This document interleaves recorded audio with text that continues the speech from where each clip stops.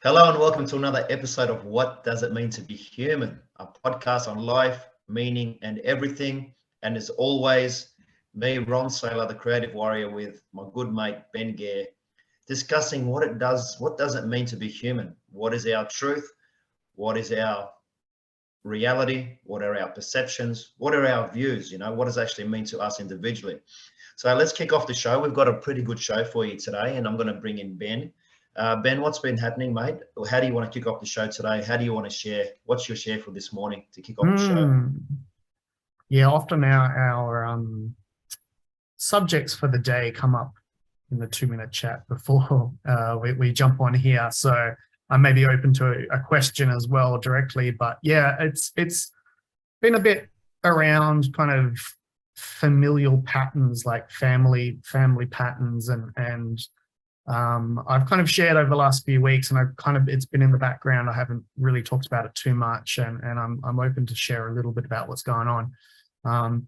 My dad was kind of rushed to hospital with blood infection, golden staph infection, and it just put health and stuff into the forefront, and he was quite debilitated in terms of movement and getting around and stuff like that, to do with the hip replacement and that he'd previously had, is where the infection lodged, and so he was in hospital for a good few weeks, and now it's he's home, and I've had to go be a carer for him to some degree, and that's obviously brought up a whole gamut of a different pattern of, him being in a vulnerable or just unable to do everything for himself role, and so it hasn't all landed with me yet. So that's why a question, as I say, may help me kind of piece it together in the moment. But it's definitely been, what I even imagine at some point a role reversal, from a childhood perspective of, you're the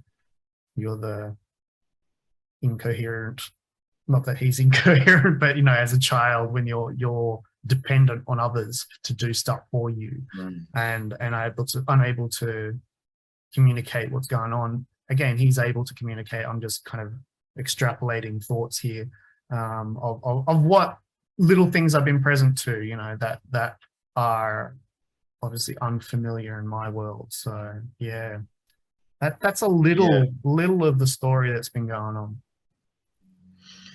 Yeah, so I might just give a little bit of background, if you don't mind, mate. For those of our viewers that are just tuning in, so over the last 2 or 3 weeks, Ben has been sharing about experiences that he's had in recent times about relationships, past relationships, his journey in and out of Australia, and his grounding, connecting, how he is as an individual, as a therapist, as a practitioner, everything kind of coming together, and had personal injury with his family, with his father, as he's sharing right now. We've been following Ben's journey. So, from what I'm hearing, mate, a lot of this is stepping, like you say, you're talking about stepping into different roles. Because, when we talk about relationships, and we've talked a lot about this on our show, how we relate to ourselves and then how do we relate to others in the world. Our relationships always begin with, our parents. And then they naturally translate into siblings and the rest of it, for those of us that have siblings, right? Which I don't. And then we kind of fall into a dynamic of how we need to be, or how we feel like we have to be in that kind of family dynamic as a unit. So all the cogs are turning, right? And you kind of don't want to step out of that, because if the cog falls out of place, you might break that family unit. And whether that's a healthy version or whether it's good, bad, right or wrong, it doesn't really matter. What matters is what we create and what we believe and what we define as our reality in those kind of years that we grow up. So from what I'm hearing, mate, you're kind of finding a place where you're stepping into a little bit of unknown territory with your dad, because you guys have had a certain relationship up to this point. And now you're, like you say, you're kind of stepping into that carer role. And it's not like your dad's incoherent or can't articulate, is just his movement's fairly limited and he requires support. and you're kind of his physical support at the moment, and also probably his mental and emotional support at the same time. Yeah. So we start to look at things like, how does that, I mean, I guess the question I would pose to you is, your reality, right? And we talk about how we define our reality through our experience as kids. With your dad and in your relationship that you've had, now it's kind of like a different version of what you've known. Like you're stepping into something that you don't know. It's like you say, you're still taking those initial steps. You're still working it out. And I'm sure from his end, he's probably on some level trying to work it out as well, going, this is a bit different. You know, this is not usually how it works. So it's almost trying to navigate this uncharted territory. You're both kind of doing this dance, you know, and you're trying to like warm up to each other, or trying to work out what role am I playing, what role is he playing, and all this sort of stuff. Like for you, how do you, has there been a trigger there for you emotionally? Is there anything that's come up that's really you found challenging in this process? I think initially it was a bit more than now, because at the beginning he thought that it was going to also almost potentially be full-time care, at least 5 days a week, kind of 9 to 5 type thing. And so that really put me into a, whoa, can't entirely put my life on hold, but wanting to be there for him as well. And since he's got home, he's realized he's probably better than he expected to be. And so he's getting around okay. So that kind of gave a little bit of a ability to integrate it more on the go, as opposed to like all in your face. Here it is, 5 days a week, you're going to be in that space. And barely getting back to my own home because he's in Sydney, and that means me traveling down to Sydney and stuff like that. So yeah, it was a process in the beginning. I think now that I'm kind of actually been there, so I've been there 2 days a week for the last 2 weeks. Again, it's still kind of landing, and I haven't had any major kind of stuff come up. There's a weird kind of detachedness that I'm witnessing in myself, that because it's coming out of the autopilot and into a different role, you know. And for me, it's actually more my role as I am a facilitator and a practitioner of my work, you know. So it feels almost a bit like that, coming from the perspective of I'm so used to being there for others, helping them on their journey and all that kind of thing, that it feels a little bit like that. And my dad and I have had a certain dynamic in life that I wouldn't say he's the most expressive emotional sharer in terms of his process. So again, what's going on for him, who knows? That must be a big ask, I can imagine, in his world. With me, he's got his wife as sort of main support, but to ask me into that role, you know, like he even asked me to shave him when he was in hospital and like shampoo his hair and stuff like that. I mean, I haven't shaved or shampooed my own hair in 20 years, let alone done it for anybody, let alone done it for anybody else. So it was kind of like, whoa, okay, you know, this is right. Wow. this is different. So so yeah, just his courage to ask for that, you know, obviously better than hospital staff. It's an intimate place, so of course that was the comfort he needed to be in that role. But it was like, whoa, okay, that's why in the beginning there was that spot of like, and he was in hospital at the time, so it was all in the unknown then, whether how he was going to pull out of it, and like blood infection and all this kind of stuff. So it was in the unknown, and I had been on holidays at the time when I got the call that he'd just been rushed to emergency surgery and all that kind of stuff. So I was very in the, oh my God, do I now my first trip away for a bit, and do I need to go back, and kind of unable to really drop into myself there and then come back and straight to the hospital and all this stuff. And so, yeah, kind of balancing my life and aware that he needs the support as well, you know. So yeah, it's an interesting navigation, and yeah, like I say, we all have the autopilot reaction of how we are with, because I mean, I've had 43 years developing a certain kind of relationship with him, you know. And this is not that. And again, I'm trying to tether it between not just being the facilitator, caretaker for it, but also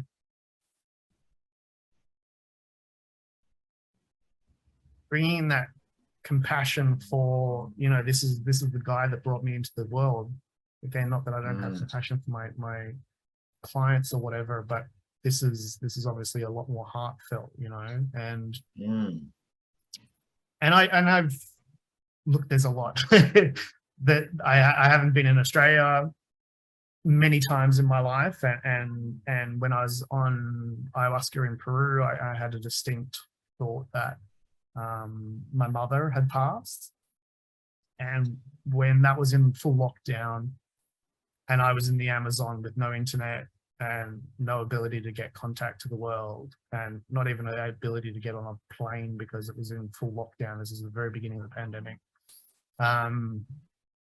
It was intense to kind of think that I have to integrate that on my own with zero ability. And I'm an only child, and she doesn't have any other partner or siblings here or any other people. So that was kind of a really big process of like, whoa, okay, until I could get internet again, which was almost 2-3 weeks, you know. So yeah, when I did finally get back to Australia, it felt like that, yeah, I'm going to be here for a little bit, just in case stuff happens with them and they're not around.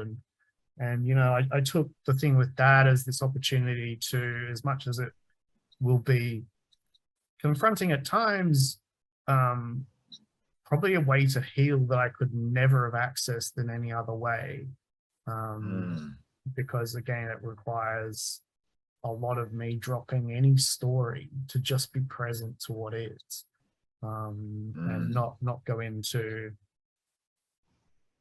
you know, I can't fix it. I can't, you know, it's his journey, and being okay with that, but being there for whatever he needs as opposed to what I need, you know. So yeah, don't know, I'm rambling there, but yeah, as I say, there's a bunch of tangents I could go down. So as I say, I'm still piecing it all together myself, but yeah.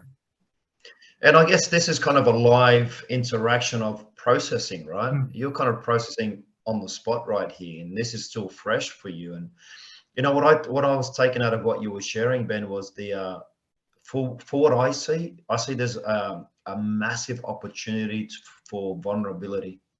And you sharing how your dad asked you to shave and wash his hair. For me, you know, what I got, like, you know, for him, for someone, you know, I don't know your dad, but from what you share, someone reserved, you know, lots of pride for who he is as a man. And to ask his son, you know, can you shave and wash my hair, was for me, like, that's a massive step into, like, even him stepping into a sense of vulnerability and inviting you into his world to be part of it, right? Because for him, he possibly didn't know what was happening, what was the next step, but it was a kind of like, you know, I hear a lot of intimacy in that moment.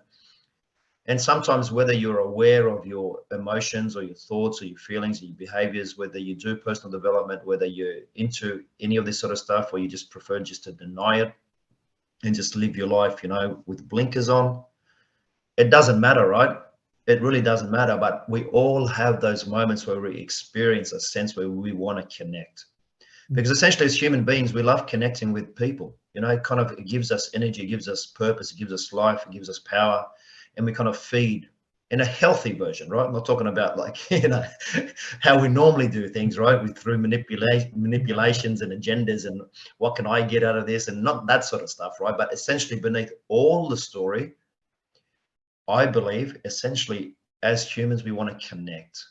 And I really saw that as an opportunity where your dad really reached out to you and invited you in to connect, right? And yeah, you're sharing how like you're kind of coming at it from like, because you're a service so many people that, coming as a practitioner to offer your dad support because it's what you do. And I also believe there's that element where, he's your dad at the end of the day. And there is that sense of compassion, whether, you're compassionate, whether you're working with people or not, right? And there's that sense where now this is, for me, I'll say for both of you, this is an opportunity for great healing, to really step into, and that's if you guys want to take it there. And then if you want to take it there, right, it really comes down to, as you're starting to unravel, right, because you're still, like you said, I'm still integrating this. I can go down this way, down this track, I'm still trying to work it out myself. And I guess sometimes we all fall down that path when we're processing, we're trying to work out what makes more sense or what's the best way to take it, sometimes through consciousness, sometimes through unconsciousness. Sometimes it's based on our beliefs about ourselves or the dynamics that we hold that may govern or orientate the path that we follow or we choose. And that's okay, because sometimes we need to step on the path that takes us where we're not meant to be to work out where we need to head to, right? And that's all part of the learning. So for me, it sounds like a great opportunity for some great healing, like you're saying, for yourself, for your dad, and as a relationship with your dad. And because I think it's really fundamentally important to come back to ourselves at the end of the day. And then when we come back to ourselves because our parents and our siblings and family give us an opportunity to look at ourselves deeper, because no one triggers you more than family. And I can attest to that. My family shit me to the wall. And you know what? Not all of them, just some of them do. And, for a long time, I would fight that. And, one of my coping strategies, either to avoid conflict or create it. These days, it's just, what? I just sit back and just send love. That's all I can do. I'm not denying the situation. I'm not ignoring the situation, but nor am I buying into the situation and giving it the energy or the fire that they want. Because why would I put fuel on the fire? Because I'm giving away my power every time I do that. So what am I learning? Sit in my power. And then when I sit in my power, then I don't offer them any opportunity to step into my power. And then they've got nothing to latch onto. And if they want to have a go, that's fine. I just don't play the game. I just send love. That's all I can do. That's what I'm coming to learn, right? This is my truth. This is what it means to be human for me. Is there anything in that, Ben, that makes sense to you or that you can kind of elaborate on? Yeah, definitely. Whether it's for yourself or in general, right? Yeah, I mean, ultimately, and I think we've talked about this before, the only person that's can ever heal in any relationship is the individual, because you can't fix, heal, do anything to change someone else's reality because it's not yours. They have to be willing and wanting, or the consciousness even there to choose something different, and that not everybody does that, and not everyone's required to, and that's okay.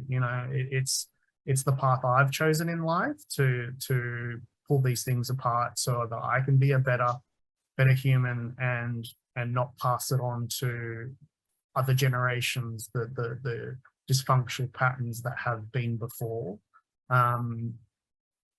But at the end of the day, it's still the individual's journey, so as much as I have my process, he has his process, we have our process.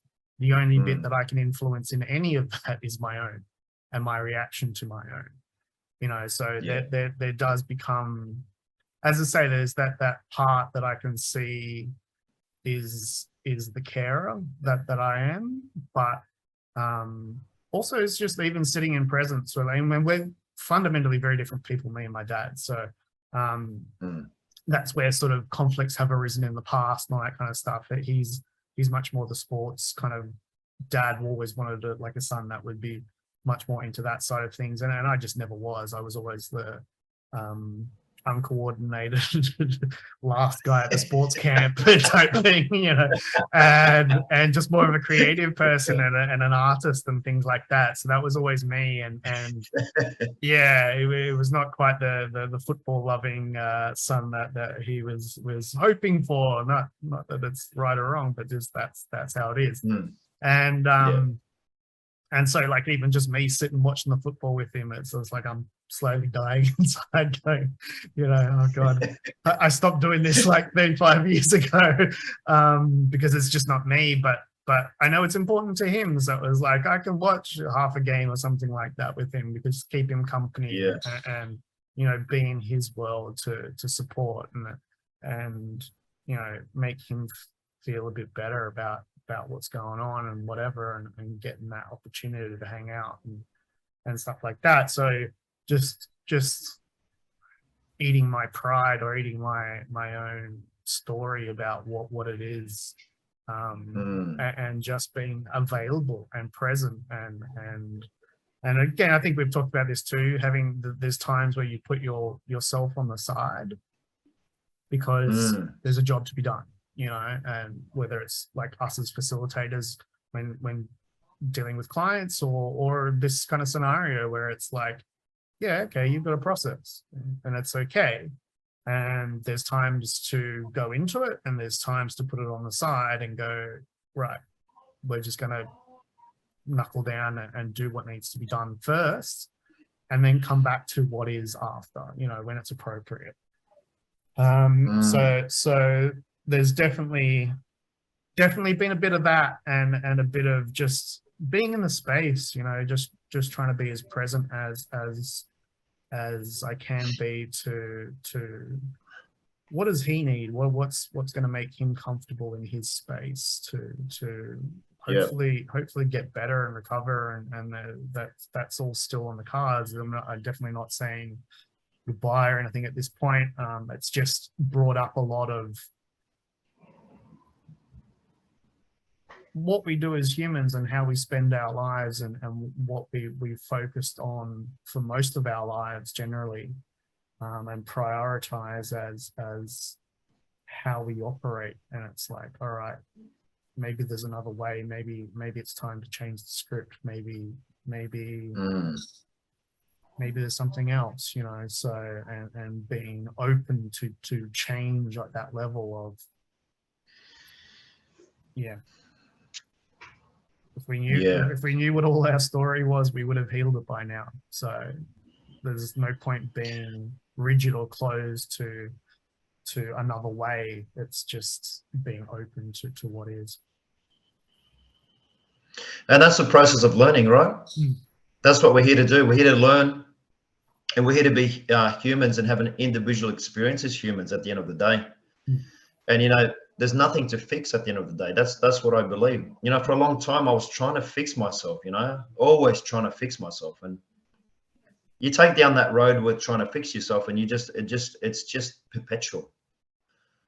So coming to understand and to learn that, there's nothing to fix, because it's just the way it is. We just learn how do we kind of like sit in our hearts and create what we love, and just bring everything for the ride, right? That's what you're doing. Just bring it for the ride, learn it, acknowledge it, accept it, and then just still create what you love. I just wanted to say, go back on what you were sharing, mate. Just quick, can I just throw in there that it's even in the fixing is our negative beliefs, because it's like there's something wrong with me. It's like personal development is great to a point, because I think we all need it, because we need to undo some of the bad habitual patterns, but you also need to get to the place of learning that things just are sometimes, and there's no point unpacking everything to its nth degree, because ultimately, one, you'll never get there, and two, it's about letting go of the story altogether at some point. So there's a certain amount of unpacking that can be done, needs to be done, but there's a certain amount of like, this just is, and that's okay, and let's not get into the fixing habit, because again, that by continually thinking you need to fix something, you're perpetuating the story that there's something wrong with me in the first place, which is just not the truth, So yeah, just while that was there. Yeah, 100%, man. And that's right. Like, I'm not even going to touch on what you said because that's 100% right. Mm-hmm. What I wanted to say was in that bit when you were saying like sitting with your dad watching the footy, you gave that up 35 years ago. And I think what's important in your share is like finding that space. And it's not so much even swallowing your pride. It's more so that for me, what it is that you know who you are enough now that doesn't trigger you anymore. Yeah.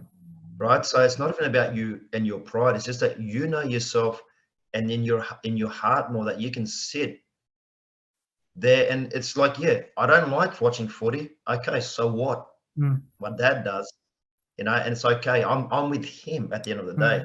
It's not so much about the activity or the detail that triggers us. It's but about in the moment, what's happening and how present are you to that moment. And this is not just in particular to you, but in general, right? Mm-hmm. When we're like, we're because we're so tuned in and we just know who we are and we ground ourselves in that. And then we're just present to that person in that moment for what they are.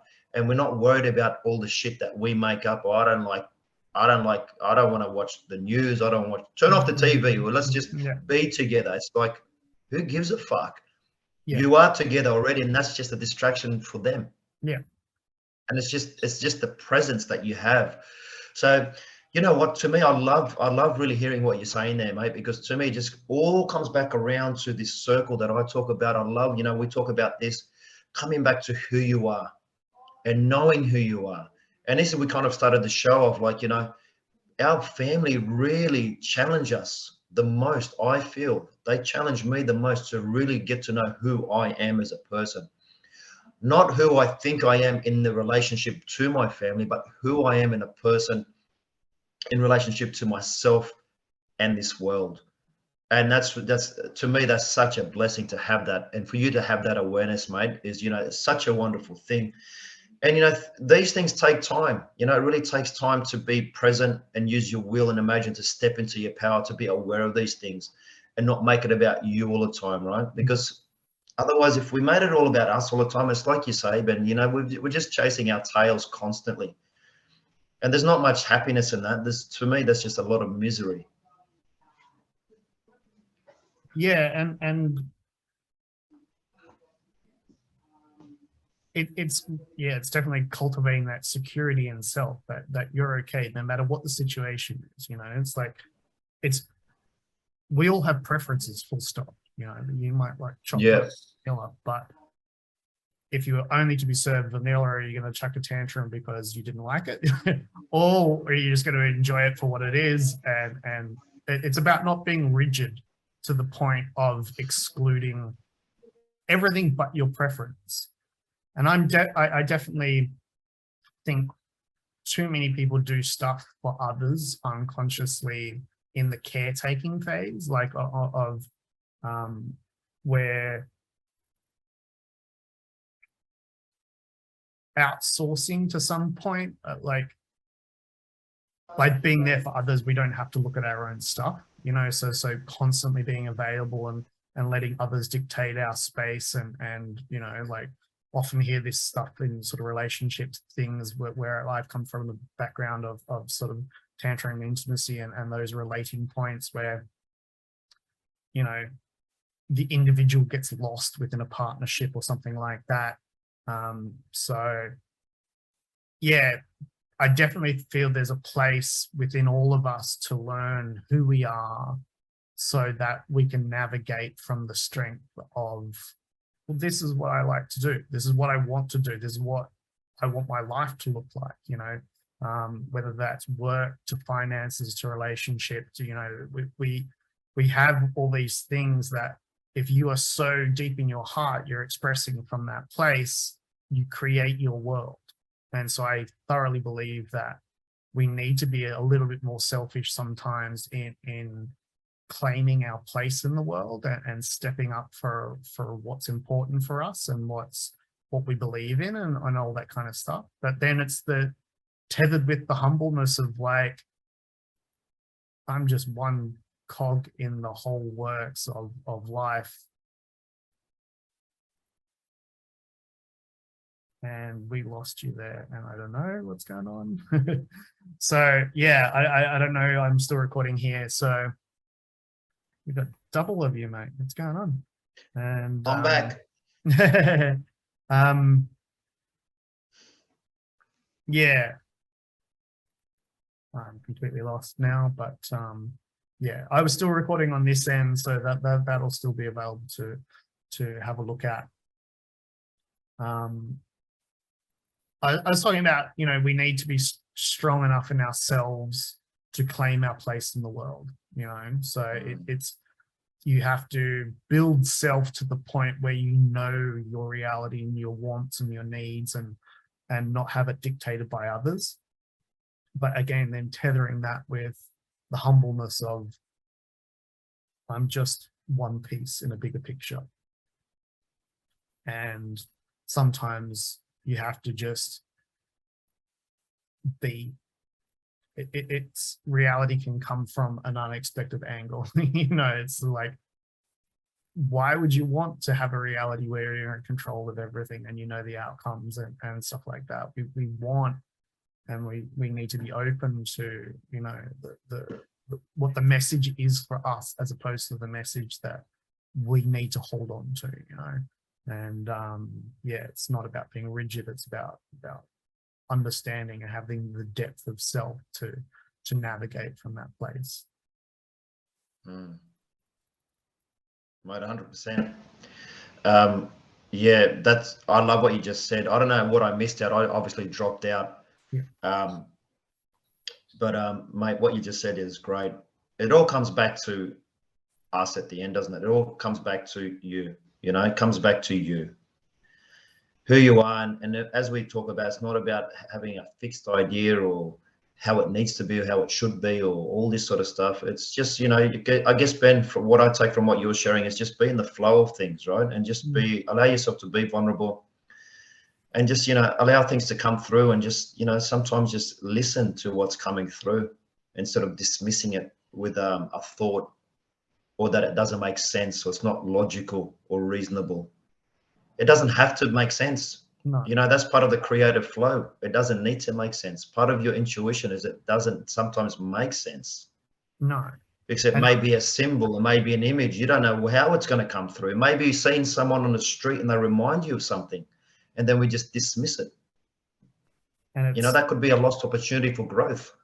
There's so many ways that, it comes to us, and it's just us allowing ourselves to be open to it and seeing what does pop up. Sometimes nothing comes up, and then that may be an answer in itself. It's blank. What's this blankness about, right? So there's a lot of different ways we kind of like, just learn to tap into our own intuition. And to me personally, I do believe a lot of it comes from stepping into our own vulnerability as well, allowing ourselves to be vulnerable. And that's that's just my truth. I'm not saying it's everybody else's, but for me, that's a strong part. For me, when I step into my powers, stepping into my vulnerability, because it gives me the space to create and to listen to intuition. Yeah, it's about not being so rigid that you miss the path, because we ultimately don't know what we don't know. So if you keep everything all in the one box, then you miss out on the flow and the message that needs to be heard, as opposed to the only ones that you want to hear. So